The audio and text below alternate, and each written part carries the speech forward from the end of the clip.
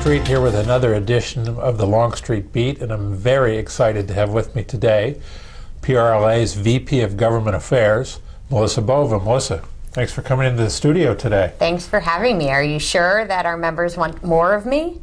I think that our members love you. You get the best reviews when you do your programs, even though you leave them often with bad news. I'm going to try not to do that today. So, I know you've met many of our members, but there's a lot of people that watch the Longstreet Beat who may not know you. So as VP of Government Affairs, how would you describe your job? I am the jack of all trades as it pertains to everything relating to government. So for our members, I am handling all the legislative advocacy issues. That's the predominant part of what I do. Their local issues, any regulatory questions they have, any business operation questions they have, any legal, labor issues they might have. We're kind of the go-to department in terms of running your business and being compliant with government. A lot of people along those lines I don't think they understand that they can call us and actually get answers and save a lot of time and a lot of headache over trying to look elsewhere for these answers, correct? Or at least sometimes we steer them to the answers. But absolutely. We have members that call us regularly for help, but my favorite is when a member doesn't know where else to go and they call us and we can give them the answer right there on the phone. And I think it really helps them see the benefit and value of everything we do at the association. So if we don't know the answer, I always tell them I'll find the answer or send them to someone who can give them the answer. So we will never hang up the phone with an I don't know. Terrific. Great to hear. Of course. So that explains what you do and what your department does is government affairs. Talk to me about how the other folks fit in, specifically your newest addition, Mary Yoder, and then of course our outside contract lobbyists. Of course. PRLA is encompassing of over 2,800 members representing every facet of the hospitality industry. So when you look at legislation, we are dabbling or involved in everything to some extent. So for years, we have had a great contract lobbying team in Pugliese Associates. They do a wonderful job for us. We contract down in Philadelphia with DeChico and Associates. But just recently, we were able to add a position in-house, as you just mentioned, Mary Yoder, our government affairs specialist. And that is so key for us to be able to do more of that grassroots advocacy we need to do to get our members engaged. It's so key in terms of tracking legislation and getting letters to legislators. It's really helping us expand our scope. And for members that call us for questions, having two people in-house really helps us get back to them quickly and efficiently. Excellent. I know your stance in getting back is same day, but it's usually like within an hour from what I've seen. I'm not going to commit to that, but I'll commit to same day. I do my best. Yeah, you do a great job with that. So explain why we need an outside lobbyist and what the difference is between what they do and what you do, because I know it's kind of like a puzzle that fits together to make sure that we're as effective as we can be. Absolutely. I would say there's three reasons why we have our outside lobbyists. One, they supplement the tracking of legislation and the following of meetings that we might not be able to do. Two is they have spent decades building relationships with legislators. Pennsylvania has the second largest legislature, 253. I am a very social, say hi to everyone kind of person, but I don't have a great relationship with every single one of them. So they have people that have established those relationships. And third, when we have an issue moving, things move quickly and they can run fast and amendments are being thrown in, and you need as many boots on the ground as possible. And having that outside contract firm really helps you bring in extra help, extra forces to get a bill passed. Fantastic. Well, 2016, by almost all accounts, was a good year for PRLA from a legislative standpoint and all of our constituents. How so? We had three at this point, major pieces of legislation passed. One was hotel tax reform. This was something we had been working on for 4.5 years, allows 57 counties to increase their local hotel tax if they so choose, and tightens up those definitions to make sure the taxes are used properly. That was a huge win for our destination marketing organizations who need those funds because of the lack of statewide tourism funding.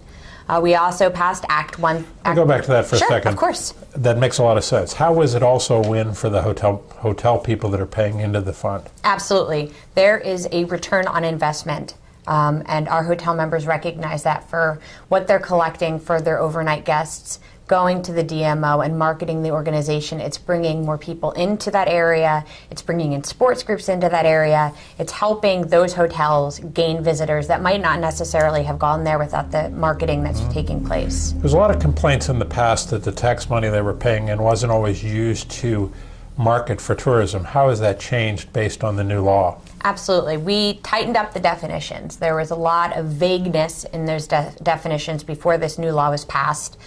You could essentially spend money for anything remotely related to tourism, and tourism is related to everything. So there were some misuses of the fund. This specifically says you can't use it if an entity is competing with private sector industry.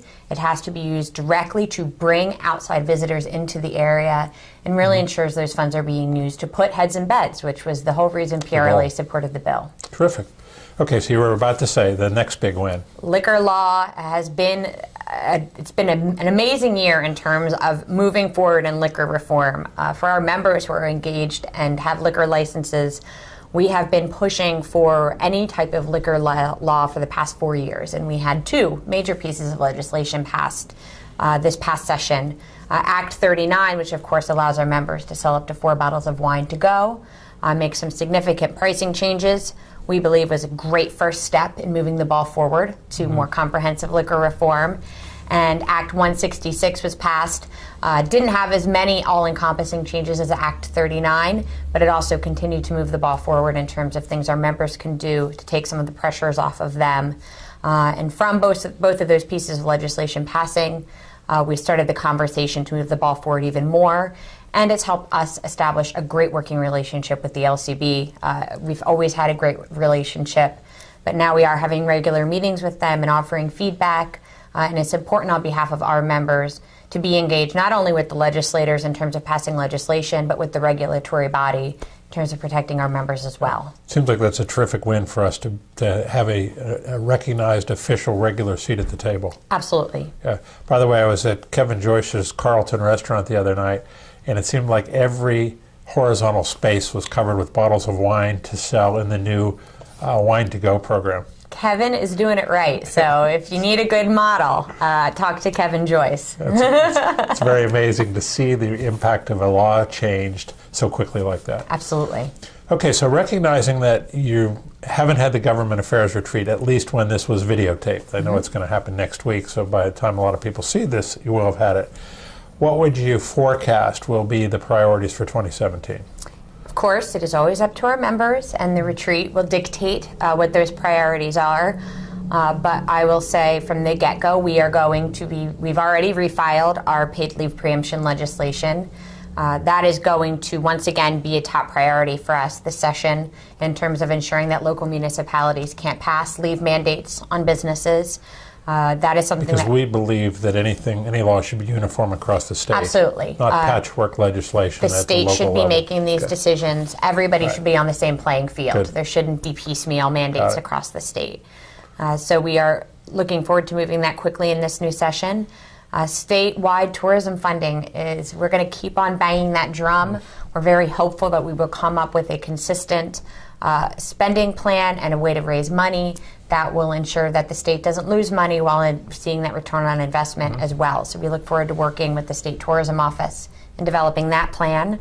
And liquor reform, as I said it, that's not going to go away. We have a new House Liquor Chair, Adam Harris from Juniata County, really has spent a lot of time learning all facets of the industry. I think he's going to do a great job in working with our other chairs who have stayed in their position in terms of continuing to pass comprehensive legislation. Fantastic. Yeah, it's going to be a fun year. I think so. If it's anything like 16, it'll be fantastic. So, why do you like what you do? Oh, man. I should say, do you like what you do? I do. Yeah. No, and it's funny because it's a new session. So if you asked me last year, I probably was sounding a little bit more frustrated. But it is a thrill, one, to represent this industry. We represent such a broad scope of members. In addition, small independent businesses that are working 80 hours a week. And it is an honor that I'm able to go and champion their issues and tell their story to legislators on the Hill. And there's a thrill in terms of doing all the work and steps that come to passing legislation. I mean, you've seen me when a governor signs a bill. I am ecstatic. It means that all the hard work has paid off, and we got a huge win for our members. So, Terrific. And when a member calls, and as I said before, when we can help them, I mean, that makes it fun to go to work every day, that we're making their lives a little bit easier for them. Sometimes you go a long time without a win in the way the legislative process works, and to paraphrase Winston Churchill, the good thing about you is you never, never, never give up, and that's really important. So if you could send one message to our members, and here's your opportunity, what would it be? Please engage with your legislators. Make a phone call, set up a meeting. We'll help you do that. The best thing that we can do, and I know I keep on repeating it over and over again, I can tell your story, but I can't tell it like you can. And they want to hear that personal story, because their vote is not going to be because Melissa came and gave them talking points. It's going to be because that business owner in their district is impacted in this way. So if anything, please get engaged. If you have friends in the industry who are not members of the association, the larger we get, the stronger we get, the more that we can do to protect you. So please get engaged and help others get engaged as well. Great words of wisdom. Melissa, thanks for being here for the Longstreet Beat today. Thank you for having me. And that's a wrap. Thanks for tuning in for another edition of the Longstreet Beat. We'll see you again next time.